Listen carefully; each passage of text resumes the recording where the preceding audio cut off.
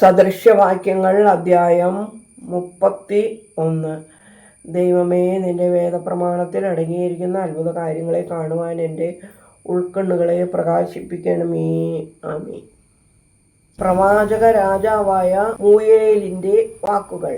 അവന്റെ അമ്മാവനെ പഠിപ്പിച്ചു കൊണ്ടു പറഞ്ഞു, എൻ്റെ മകനെ, എൻ്റെ വയറ്റിൽ പിറന്ന മകനെ, എൻ്റെ നേർച്ചകളുടെ മകനെ, നിന്റെ ശക്തി സ്ത്രീകൾക്കായി നീ കൊടുത്തു കളയരുത്.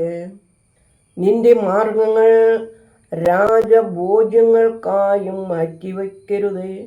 മൂയേലേ, രാജാക്കന്മാരിൽ നിന്നും മദ്യപന്മാരായ രാജാക്കന്മാരിൽ നിന്നും മദ്യമത്തരായ പ്രഭുക്കന്മാരിൽ നിന്നും സൂക്ഷിച്ചു കൊള്ളണം. നീ മദ്യപിക്കരുതേ, അങ്ങനെയായാൽ ഉപദേഷ്ടാക്കളെ നീ മറക്കും.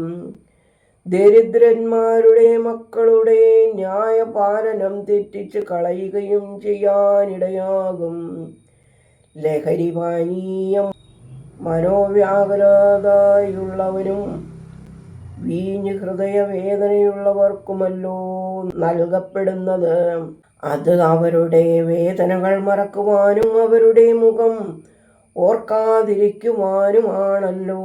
സത്യത്തിൻ്റെ വചനത്തിനായി നിന്റെ വായ തുറക്കുക. അധർമ്മികളായ എല്ലാവർക്കും ശിക്ഷാവിധി നൽകുക. നീതിയുള്ള വിധി പറയുവാൻ നിന്റെ വായ തുറക്കുക. ദരിദ്രന്മാർക്കും അനാഥർക്കും നീതി പാലിച്ചു കൊടുക്കുക. ഉത്തമയായ ഭാര്യയെ കണ്ടെത്തുവാൻ ആർക്ക് കഴിയും? അവൾ സാമ്യമില്ലാത്ത രത്നങ്ങളെക്കാൾ വിലയേറിയവളത്രേ. ഭർത്താവിൻ്റെ ഹൃദയം അവളിൽ വിശ്വാസമർപ്പിച്ചിരിക്കുന്നു. അവൾക്കുള്ള ഉപജീവനത്തിന് അവൻ ഒരു കുറവും വരുത്തുകയില്ല. അവൻ്റെ ജീവിതകാലം മുഴുവൻ അവൾ അവന് ഗുണമല്ലാതെ ദോഷമൊന്നും ചെയ്യുകയില്ല. അവൾ കമ്പിളിയും ചണവും ശേഖരിച്ച് ഇഷ്ടാനുസരണം അവൾ കരവിരുതോടെ പ്രവർത്തിക്കുന്നു. അവൾ വർത്തകന്റെ കപ്പൽ പോലെ വിദൂരത്ത് നിന്ന് സാധനങ്ങൾ കൊണ്ടുവരും. ഉഷസ്സിനു മുമ്പേ അവൾ ഉണർന്ന് വീട്ടുകാർക്ക് ഭക്ഷണം ഉണ്ടാക്കി കൊടുക്കുന്നു. വേലക്കാരികൾക്ക് വേണ്ട നിർദ്ദേശങ്ങൾ നൽകുന്നു. അവൾ സൂക്ഷ്മതയോടെ നല്ല നിലം നോക്കി വാങ്ങി അവളുടെ കൈവേലയുടെ ഫലം കൊണ്ട് മുന്തിരിത്തോപ്പ് വച്ച് പിടിപ്പിക്കുന്നു. അവൾ അരകെട്ടി കൈമിടുക്കോടെ ജോലി ചെയ്യുന്നു. അവളുടെ പ്രവർത്തനം ഉത്തമമെന്ന് അവൾ രുചിച്ചറിയുന്നു.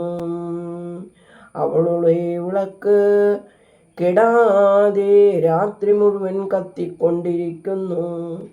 അവൾ സമൃദ്ധിയോടെ കൈ നീട്ടി നൂൽ നൂൽക്കുന്നു. അവൾ ദരിദ്രർക്ക് സഹായഹസ്തം നീട്ടി അനാഥർക്ക് സഹായം നൽകി.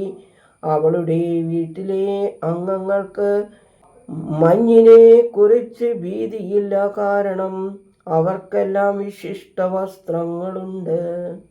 അവൾ നല്ല വിരിപ്പുകളും പട്ടും മൂടി വസ്ത്രങ്ങളും നിർമ്മിച്ചിരിക്കുന്നു.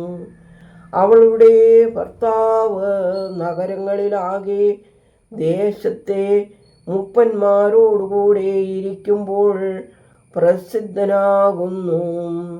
അവൾ വസ്ത്രങ്ങൾ ഉണ്ടാക്കി വിൽപ്പന നടത്തുന്നു. വ്യാപാരികൾക്ക് അരക്കച്ചകൾ ഏൽപ്പിച്ചു കൊടുക്കുന്നു. ബലവും മഹിമയുമാണ് അവളുടെ വസ്ത്രം. അന്ത്യനാളിൽ അവൾ സന്തോഷിക്കും. വിജ്ഞാനത്തോടെ അവൾ വായ് തുറന്നു.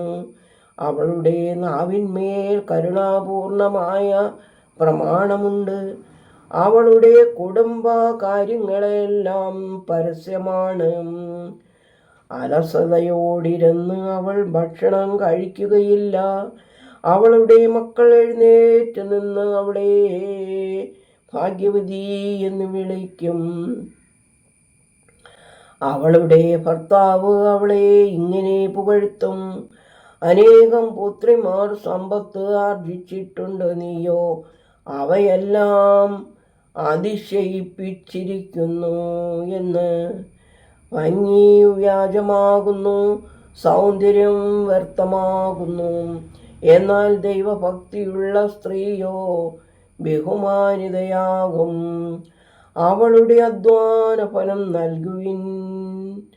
നഗരവാതിൽക്കൽ അവളുടെ പ്രവർത്തനങ്ങളെ എല്ലാവരും പുകഴ്ത്തും. ദൈവമേ, സ്തുതി നിനക്ക് യോഗ്യമാകുന്നു. പാർക്കുമോ.